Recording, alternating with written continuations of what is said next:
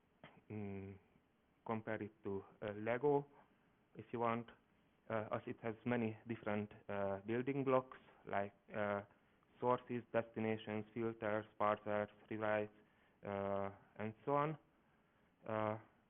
And all of these can be connected using log statements into a pipeline thing. I will show some samples now. The configuration is from Fedora Linux with some minor modifications so it can fit on the screen.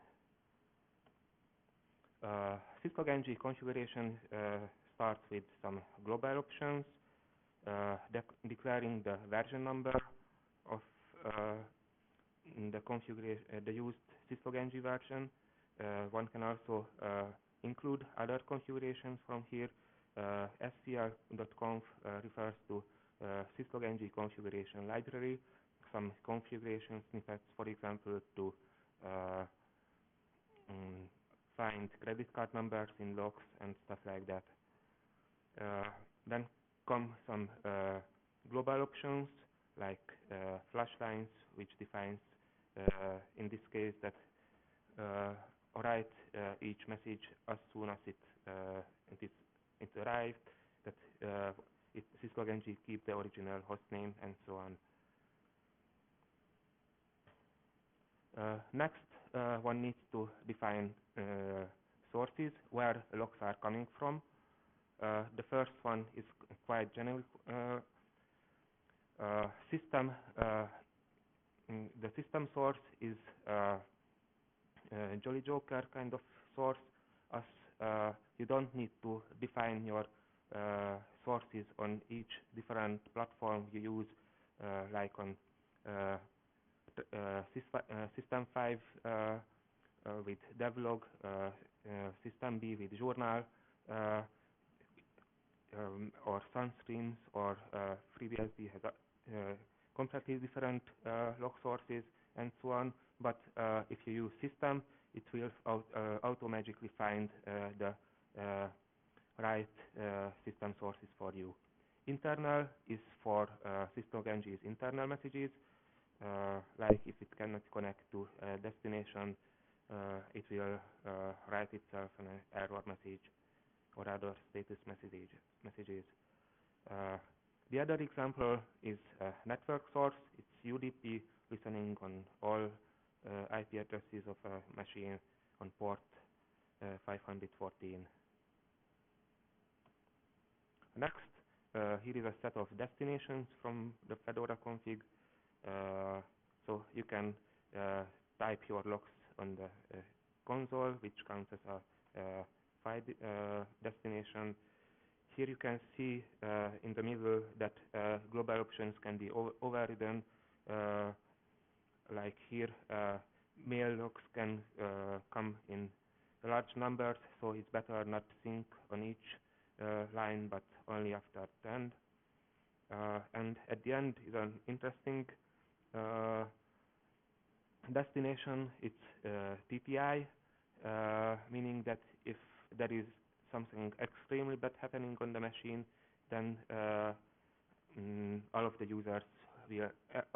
logged in users will be aware of it. Here come some filters, like finding the kernel messages.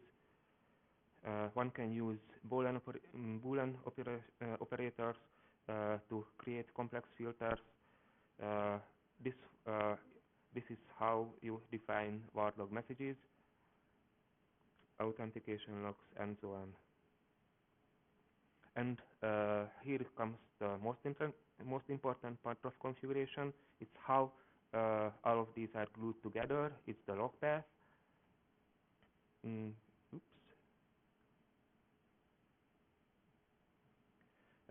It starts with log. No, I don't touch that. Source is defined, a filter what should be logged, and the destination where it should be directed. And here you can see many different log paths for kernel messages, authentication, mail, and so on. Next, I would like to talk about log messages. Uh, Most of the messages on a Linux system come in a date plus hostname plus some text format, like the SSH login message I have already shown. So practically, the text part is an English sentence with some variable parts in it, like accepted, then how, what was the authentication method, for, what was the username, from, the IP address, and so on. And it's something very easy to read by humans, and we are humans, and logs are for us to read. But it doesn't scare. Uh, if you have a server with many logs, uh, then it's very difficult to find information. Just think about a name. A name can be a username, it can be a host name, but a host name can be the sender of a message, it can be a source of an action or a destination of an action, so it can stand in many different places. Makes it finding information very difficult. You can get lost like in the matrix. Here comes the single most important slide of my presentation, the answer for this problem. It's structured logging. As events can be represented not just as an easy-to-read English sentence, but also as name-value pairs. And using name-value pairs can make life much more easy when you want to actually find the information you are looking for. As like in the next, like in this example with an SSH login, here you can see that it's a source IP. You can see the application name and the username, and not just a nice long sentence on the screen. Syslog-ng has many tools to create name-value pairs from messages. These are parsers, which can turn unstructured and some of the structured data into name-value pairs. And syslog-ng has name-value pairs inside from the beginning. That was one of the main features. So date, facility, priority, program name, and process ID are easily accessible and can be used in many ways. One of the powerful features of syslog-ng is templates, which make it possible to use name-value pairs for custom file names or creating custom log messages based on the name-value pairs. So if you have a CM which expects data coming in a specific form, you can easily reformat the message expected by that piece of software. Syslog-ng has a JSON parser, which means that JSON contains name-value pairs, and syslog-ng can parse it and use the name-value pairs created from the JSON fields, meaning that it can filter on it, or it can put the name-value pairs in MongoDB or stuff like that. There is also a CSV parser, but while originally it was created to parse CSV files, it can also parse just about any columnar data into fields. The most popular and most often used is the parsing Apache logs into name-value pairs. Here you can see a sample configuration. In the middle of screen you can see the names for the different columns. And at the bottom, you can see that there is a one of the part values is used in the file name of the messages. So the username part used by the CSV parser is can be used here to create a separate log file for each user authenticated by Apache. And if someone is not authenticated, then no user is appended to the file name.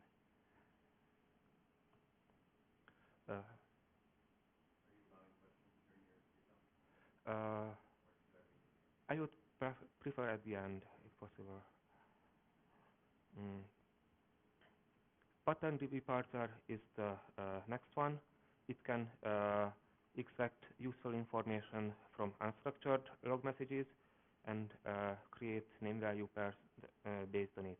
It can also add fields based on the message text and classify log messages like logcheck does in Debian. Of course, it doesn't go by itself. It needs a database, an XML-based database describing the log messages. And at the end, here you can see how SSH login failure could look like if parsed by PatternDB, username, source IP, that it's a login action, and also that it's a failure. And at the end, it can be classified as a violation. Here is a sample XML. Admittedly, it doesn't look really nice, but it works. And once you get the logic, it's quite easy to add new patterns to syslog-ng. I'm a bit afraid to touch the mouse on. Okay, it works. Here you can see in the actual pattern that it has some fixed parts, like I've mentioned on a previous slide. Then a parser for the authentication method, a parser for the username, a parser for the IP address, and so on. Here you can see a test message and what values we expect from this test message if we run the parser on it. So it's easy to verify that the parser works as we designed it. And at the end, you can see that we added some additional fields based on the message text. And one thing I forgot to put in my presentation and also in the example, that PatternDB can also be used for simple correlation. So if you have an SSH login and an SSH logout, you can correlate these information and create a new message containing the login and logout time and username, source IP, and so on. Creating patterns for syslog-ng has a couple of different ways.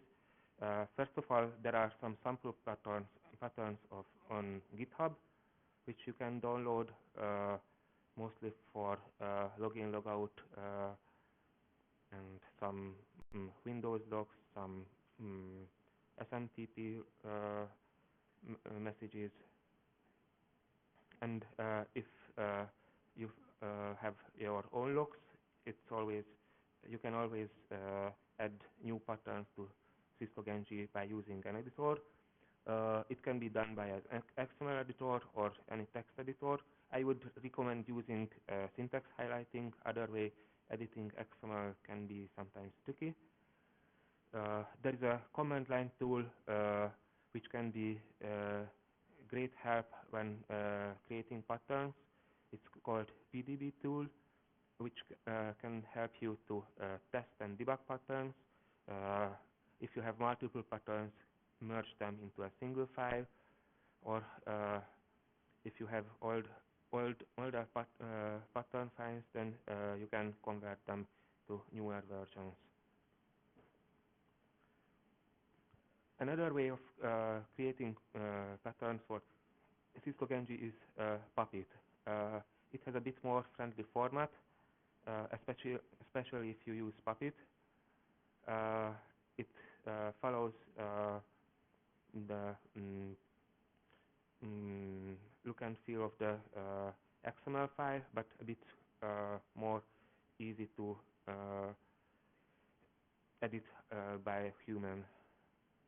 It looks more friendly. It's on GitHub, this module, and if you want to debug the results, you can use PDB tool just as when you use an editor. We are also working on creating a graphical user interface to edit pattern files. It's still a work in progress. It can find patterns automatically from similar log messages. Like here on screen, we have 3 different SSH logins. And once we click on create, it will find the patterns in the log messages. Here on the upper part, you will see a sample message, and that the different fields are found by this tool, and the preview of the pattern generated from this message. As you can see, it can find everything what is different in log messages. For SSH, there are many different authentication methods, like password, keyboard interactive, key, and public key, and so on. But as all of these were password authentications, this was not found by the tool. But you can easily click on password.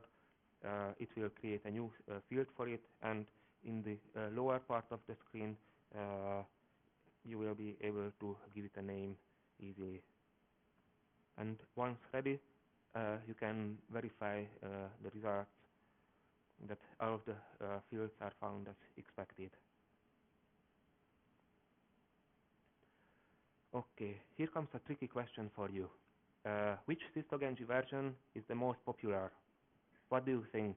Here is some hint on screen.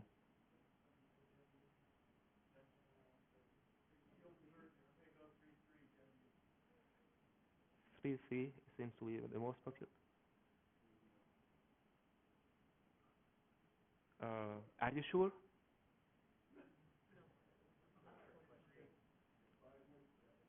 Okay.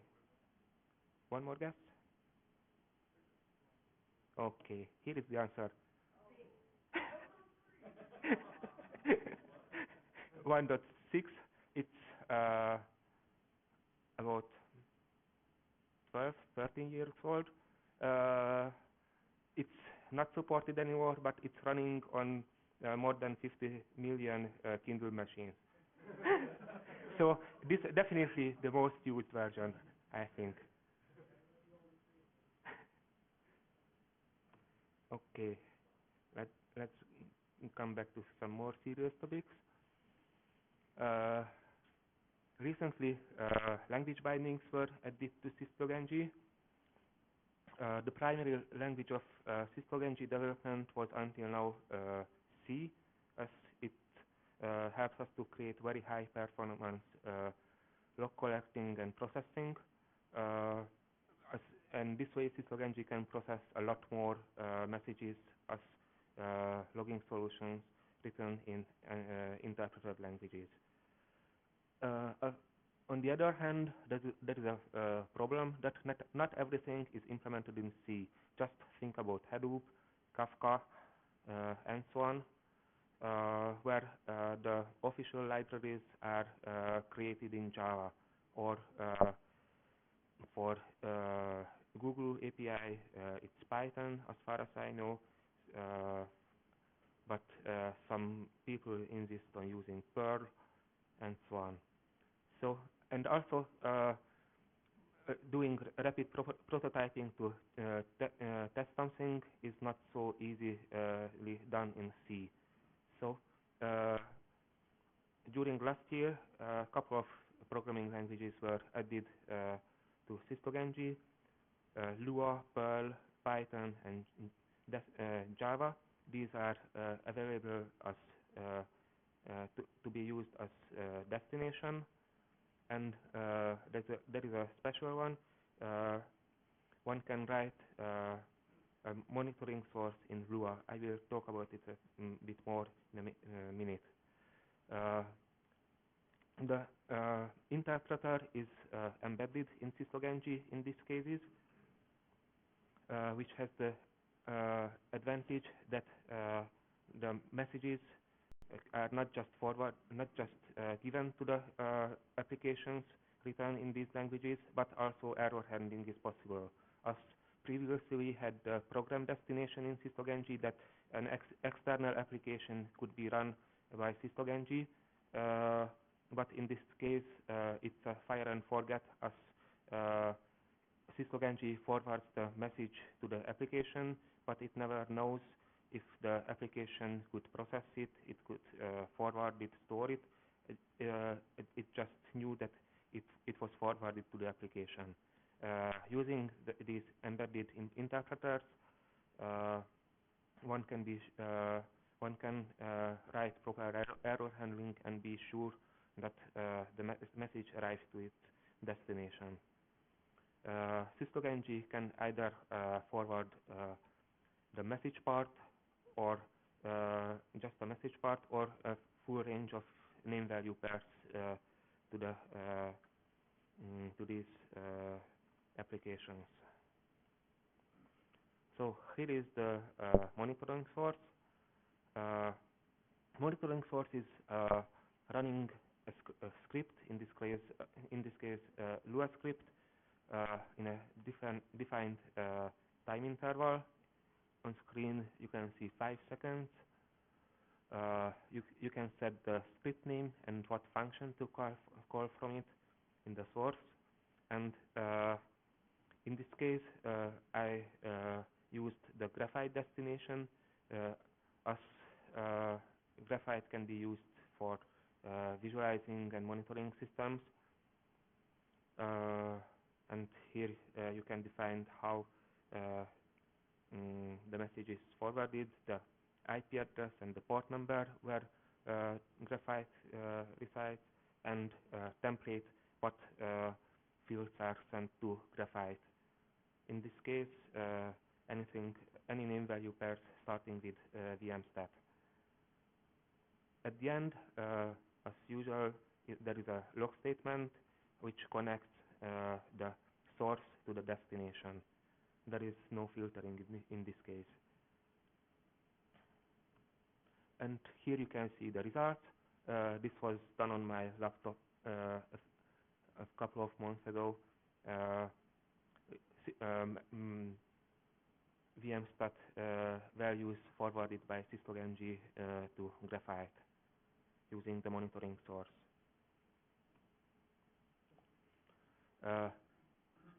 Another popular use of the language bindings is to create destinations where a C library is not available. One of the prime examples is Elasticsearch. First it was implemented in Lua, then someone did the same in Perl, in Python, and now we are working on using the Java destination, as this is the official client library by Elasticsearch. And here a preliminary version is already in GitHub, and we hope to release a more robust solution with proper error handling and so on in the coming weeks. Here there is a URL where you can find the current version and also a sample configuration. what what what is the class path, what to load, the template, what data to forward to this, and a few additional configuration switches.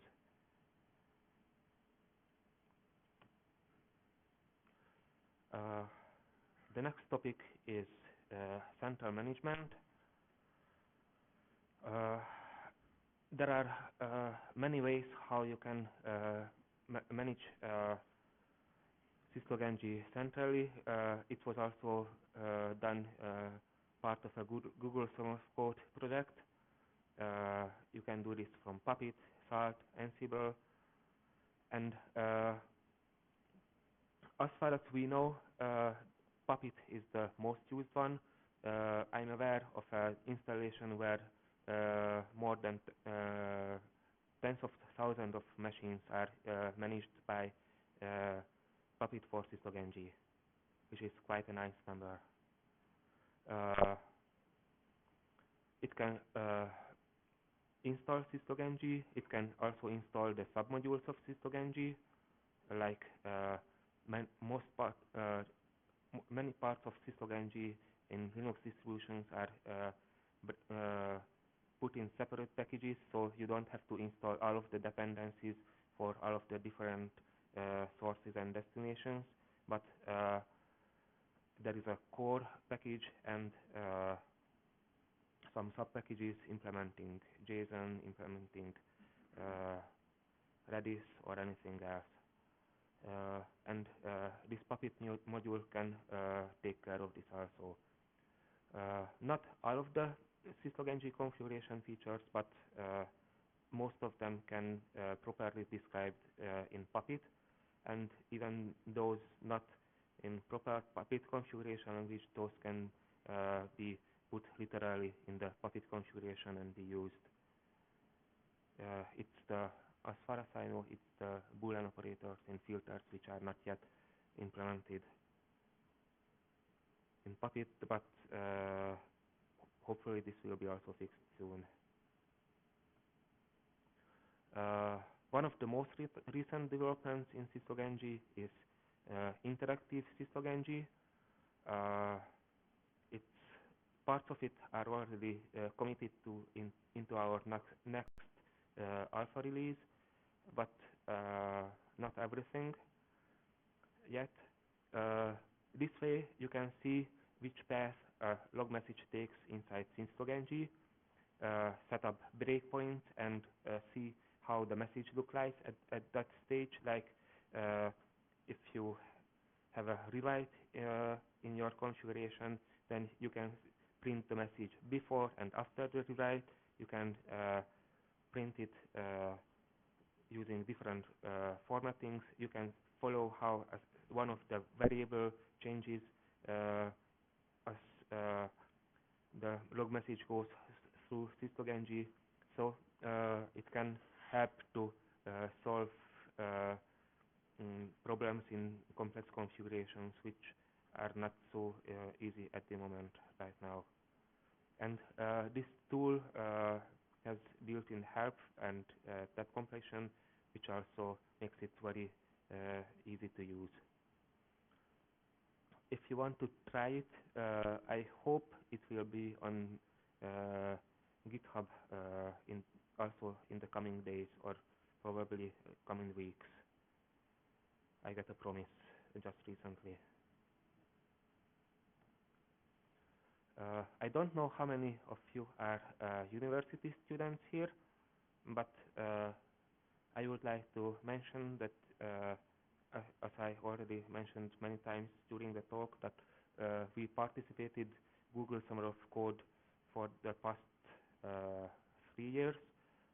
First couple of years under the OpenSUSE umbrella, and last year on our own. And many great features are coming from these developments.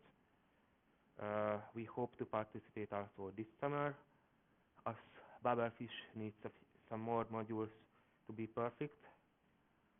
And there are many projects one can choose from ranging from beginner to advanced as you like it. If you are interested, there is a link describing how you can apply, what projects are there, and you can also suggest us what to new projects. You can join as a mentor if you want, if you are the developer, and of course you are also very welcome for coding. Before answering questions, I would like to point some useful resources. The first one is our website. It's syslog-ng.org. There is also a quite powerful log analysis software based on syslog-ng and PatternDB. It's called Alpha. Recently, a very good article was written by one of our power users, how syslog-ng can be used for monitoring and alerting. We have a mailing list which is not too busy, so you can safely subscribe it without spamming your mailbox in a day. And if you have any questions, we are ready to answer them. I have a blog where I post regularly about what's new in syslog-ng, what events are coming, and so on. And if you have any further questions not coming to your mind and I'm not here, then you can reach me in email anytime. So, any questions? Yes? So, Validate IT, right? I don't know how to pronounce that. Validate? Yes? Valid IT or Validate. Anyways, I know that they have an open source version, which is the one that's contributed to all of the Linux distros that are out there in various binary formats. And then they have a paid for version. Yes. So, am I understanding correctly that you work for Validate and you will support the open source version? Yes, I'm the community manager of the open source version. Okay. Okay, I thought that was a paid for service to get any help.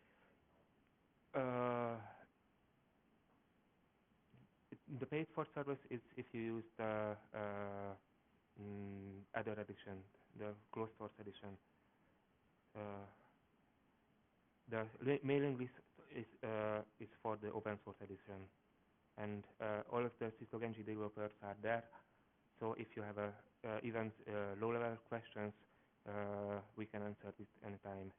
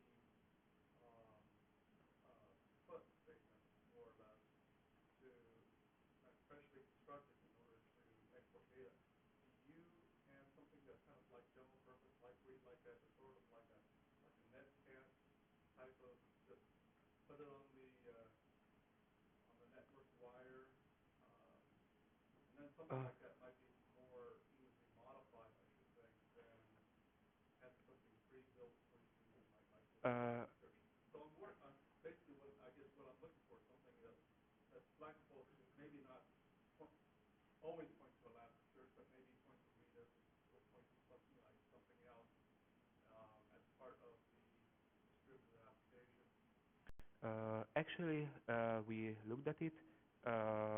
For Elasticsearch, we tried to write something based on Perl, but it was writing applications using Perl was not so straightforward. Let's put it so. And for Elasticsearch, this seemed to be the easier way to do. Using the TCP destination, you can and templates, you can practically write any format of log message. Uh, so you can forward log messages to many usage, but as using HTTP is something interactive, it doesn't work with the TCP destination. We for this Google Summer of Code, we also have a topic for HTTP destination just for this. So there are many. It's not just Elasticsearch, but there are many. Yeah, like logging as a service solutions like Logly or Sumologic or many others which receive log messages using HTTP. So we hope to have something this summer.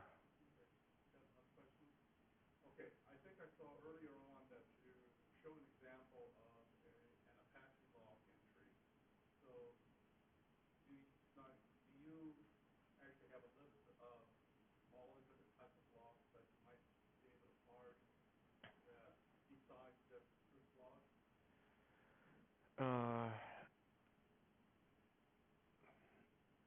We don't have, it was just an example. We don't have parsers, but it's a good idea probably to collect these. But we don't have different parsers for different applications. We have a solution how to parse columnar data, and you can configure it as you like it. But probably it could be a good idea to provide more examples than Apache common log format. So you have something that basically is a general purpose, I think it was a CDS parser, Yeah, I think yeah. is what I saw, but not something that would specifically parse the specific parts of a... Yeah, it's a general... something specific like Apache log. No, it's not specific. It's a generic parser which you can configure to just about any kind of columnar data, the CSV parser.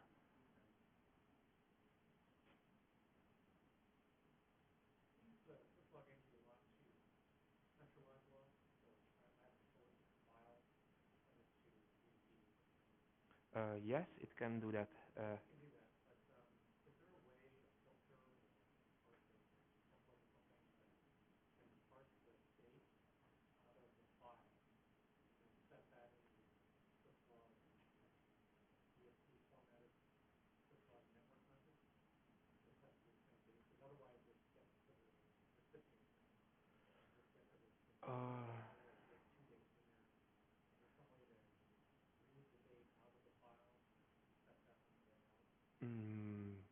It's not yet in the released versions, but somebody just created a date parser a couple of weeks ago, which is already committed to the upcoming 3.7 version, and we hope to have a release in about 2 months, as far as I know, and that will have this possibility.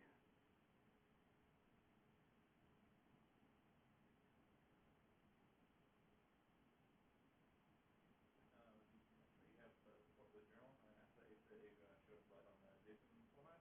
Does it take that data from the journal in the structured format already, or does it apply the filters to it?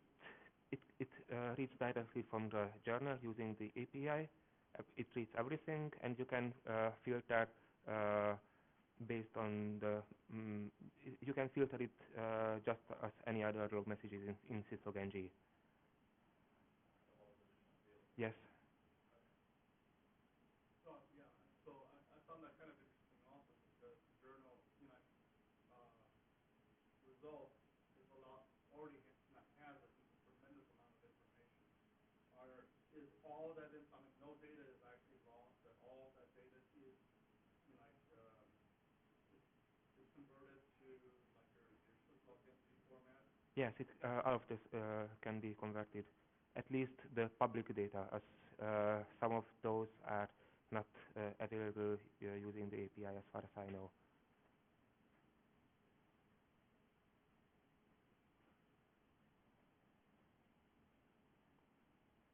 Other questions?